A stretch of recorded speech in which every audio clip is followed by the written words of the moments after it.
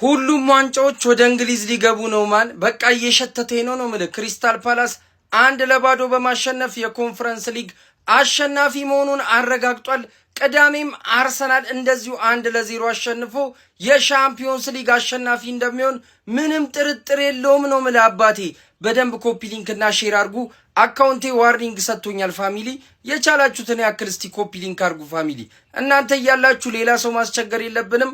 ኮፒ ሊንኩን እርገጡት ነው ምላችሁ። ይሄው ከዚህ በፊት የለቀኳቸውን ቪዲዮዎች ቲክቶክ ይዞብኛል። ይመቻችሁ። ማንን ለማሳጣት ነው ሁለታችሁም የእንግሊዝ ክለቦች በአውሮፓ መድረክ የተገኘውን ዋንጫ ጥረግረግ አድርጋችሁ የምትበሉት?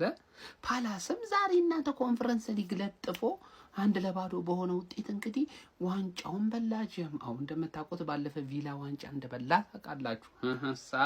የመጨረሻው እንግሊዝን ወክሎ ተሳታፊው ቡድን ማን ነው? አርሰናል። የፊታችን ቅዳሜ 1 ሰዓት ላይ ማንን ይገጥማል? ፒኤስጂ። ማንኛውም ግን ፓላስ በጣም የማይጠበቅ ቡድንና ውጤት እያመጣ ነው የሚገኘው። ጀው የኤፍኤ ካፑን ድል ታስታውሳላችሁ። አሁን ደግሞ ጭራሽ በአውሮፓ መድረክ ሄዶ ዋንጫ ይዞ መጣ። ማን ይሄ ቡድንና ኦሊቨር ግላስነር እየሰሩት ያለው ስራ በጣም ድንቅ ነው። ድንቅ ነው። በነገራችን ላይ ይህ ዓመት የመጨረሻቸው ነው ለአሰልጣኙና በቀጣይ በትልቅ ደረጃ የምንመለከተው ይመስለኛል። ጀቦ ይሄንን አሰልጣኝ በትልቅ ደረጃ እንደገና ፓላስ ላይ ወጣ ያሉ የተወሰኑ ተጫዋቾች አሉ። እነሱም የትልቅ ክለቦች እንግዲህ አይን ያርፈባቸዋል። ግን የነዚህ ሁለት ክለቦች በአውሮፓ መድረክ ላይ ተወዳድረው እንግሊዝን ወክለው ዋንጫ ይዘው መምጣታቸው ቀላል እንዳይመስል እኛ ላይ ከባድ ጫና ነው የሚያርፍብን። ምክንያቱም እኛ ደግሞ ትልቁን ዋንጫ ትልቅ ኃላፊነት ተጥሎብን ይዞብን የመምጣት ግዴታ አለብን። ጀው ግን ይዘነው እንመጣ እንዳይደብራችሁ። እሺ ፕሪሚየር ሊጋውያን እኛ ዋንጫውን ይዘነው እንመጣለን። ክሪስታል ፓላሶች እንግዲህ የዩኤፋ ኮንፈረንስ ሊግን አሸንፈዋል። ምን አይነት አቺቭመንት ነው ለዚህ ትንሽ ቡድን! ዋው! አምና የኤፍኤ ካፕ አሸናፊ ነበሩ። ዘንድሮ ደግሞ የዩኤፋ ኮንፈረንስ ሊግ አሸናፊ ሆኗል። የሚገርም ስራ ነው የሰራው ይሄ ሰውዬ ግላስነር። ግን በዚህ ሲዝን መጨረሻ ይለቃል እንደተባለው ከዚህ ዋንጫ በኋላ ይለቃል። አሁን ይሄ ቡድን ታያላችሁ እጣ ፈንታው ምን ሊሆን እንደሚችል። እንደ ሌስተር ነው የሚሆነው። በቃ አሪፍ ስራ ይሰሩና የሆኑ አሰልጣኞች ይመጡና ከዛ በኋላ እንደዚህ አይነት ትንሽ ቲሞች ማስቀጠል ይከብዳቸዋል። ብዙ ጊዜ አይተናል። ዌስትሃምን ተመልከቱት። ዌስትሃም የኮንፈረንስ ሊግ አሸናፊ ነበር የዛሬ 2-3 ዓመት ዴክላን ራይስ እያለ። ግን ተጫዋቾቻቸውን ተቀራመቷቸው 1-2 ዋላቸው ደርጋን። ነገር ግን እስካሁን ላመጡት ውጤት ግን የሚገርም ነው።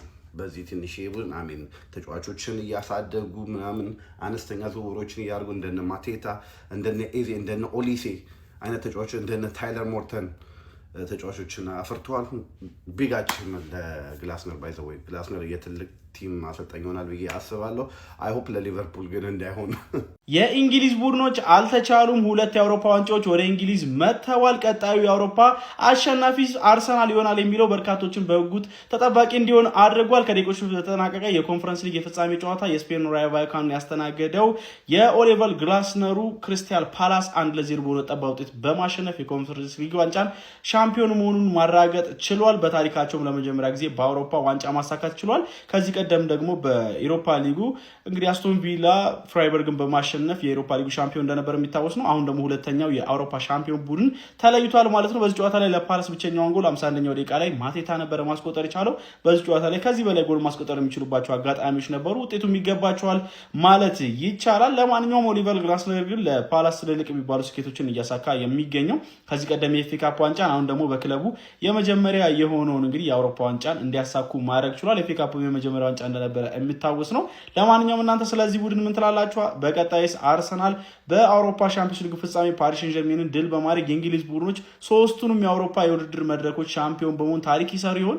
ሀሳባችሁን አጋሩኝ። የፕላስ ምልክቱ መጫ እንዳትረሱ። ክሪስታል ፓላስ የኮንፈረንስ ሊግ ሻምፒዮን መሆናቸውን ዛሬ እንግዲህ አረጋግጠዋል ማለት ነው። ራዮ ቫልካኖ የስፔኑን ክለብ አሸንፈዋል ለባዶ ሻምፒዮን ሆነዋል። ክሪስታል ፓላሶችን እንኳን ደስ ያላችሁ ማለት ፈልጋለሁ። እየቋጠርኩላቸውም ነበረ እኔ በበኩሌ። ለማንኛውም ኦሊቨር ግላስነር የሚባል አሰልጣኝ በጣም የሚደነቅና የሚችል አሰልጣኝ ነው። ይህንን ቲም ይዞ ነው እንግዲህ ማሳካት የቻለው። አምናም ሊቨርፑልና ማንቸስተር ሲቲን ፋይናል ላይ አሸንፈው ዌምብሌ ኤፍኤ ካፕ እና ኮሚኒቲ ሺልድ ማሸነፍ ችለዋል። በጣም የሚገርም አሰልጣኝ ነው። ይህንን ቲም ይዞ ነው እንግዲህ። ለማንኛውም እንኳን ደስ ያላችሁ፣ ለእናንተ ደስ ብሎኛል። ይህንን ጨዋታ እያየሁ ተመስጬ አንቶኒ ጎርደን ወደ ባርሴሎና ሂር ዊ ጎ ብለዋል እንግዲህ ፋብሪዚዮ ክለባችን አርሰናል፣ ሊቨርፑል እና ባየር ሙኒክ የመሳሰሉ ትላልቅ ቡድኖች የሚፈልጉ ነበሩ። ነገ ከነገ ወዲያ እንግዲህ ሜዲካል ቴስት ምናምን እንደሚያደርግ ይጠበቃል ማለት ነው። ለማንኛውም ይመቻችሁ፣ ፎሎ እያደረጋችሁ። ክሪስታል ፓላስ በአንድ አመት ውስጥ 3ኛውን ዋንጫ ዛሬ ኮንፈረንስ ሊግ አሸንፎ 1-0 በሆነ ውጤት አሸንፎ በላ ነው ምልማን። አስቶን ቪላ ባለፈው በላ፣ ክሪስታል ፓላስ ዛሬ በላ። ማንዬ የእንግሊዞች ቀን ነው መሰለኝ አባቴ፣ ወይኔ ጉዴ ነው በለገባር። ዋናው ጥያቄ ግን ማን ክሪስታል ፓላስ ከማን ዩናይትድ በፊት ዋንጫ በላ፣ አስቶን ቪላ ከማን ዩናይትድ በፊት ዋንጫ በላ፣ አርሰናል 22 ዓመት ጠብቆ ከማን ዩናይትድ በፊት ዋንጫ በላ፣ ማን ሲቲ እንደተለመደው ሁለቱን ዋንጫ አፈፋ አረገ ነው ምን ገባ። ማን ዩናይትድ መቼ ነው ዋንጫ በለው? የብሩኖ ፈርናንዴዝን አሲስቱን ይዘ እንዲገባ ከተማው ያንተ እንደሆነ ልታሳየን ይገባል። አዟዙረው እንጂ ምን ሼ ነው ተረዳኝ አይደል? አባቴ እስካሁን ድረስ ያልከን ነገር በሙሉ ማን ነው አንተ ላይ ሲመጣብህ ገና ለማን ነው ጠላት ሌሎች ደጋፊዎቹ የቼልሲ የሊቨርፑል የማንሲቲ አለማምዳቸዋለሁ። ምክንያቱም የሁላችን መሳቂያ ስለሆንሽ ማን ኋላ ስለቀረሽ ኋላ ቀር ኤፍሲ ይሄ ያለኝ ብለሽ ኮሜንት ላይ እናቺ 8-2 እንዳትረሳት። እኔ ስለምታኮራኝ 8-2 እንዳትረሻት ማን በቃ ለኔ ደስ የምትል ሜሞሪ ናት። አርቴታ የመጣው በዚህ ምክንያት ነው ያራዲ